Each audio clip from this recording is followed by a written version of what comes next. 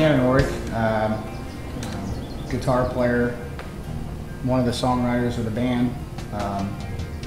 I'm Jason Orick, the bass player, the oldest brother in the band. So we're from Alexandria, Indiana, and we've been playing music since we were little kids. My dad's been playing in bands since the 60s, and we've always been around music since growing up.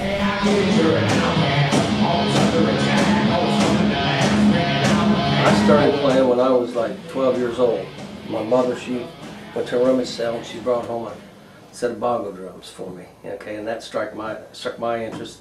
And then of course, you know, the English bands came over and revolutionized rock and roll music here in this country, and that's what kind of drove me. And I just like any young kid, I wanted to be a rock star, you know. This guy and this guy on my left, we've been around each other since we were kids, and music has been grown up in Orick. And but I remember sitting out in the garage jamming on. I had a guitar my dad bought me, and I hooked it up to a bass amp that he had through another small amp, and it turned it wide open, and David would be playing two sets of drums together, and Swindell would come over while we were playing, and we were doing Hot for Teachers. Swindell would be up there acting like he's David Lee Roth.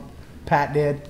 And me and David's actually playing the shit, though. You know, at 13, 14, playing this kind of stuff. Rush or Van Halen and stuff.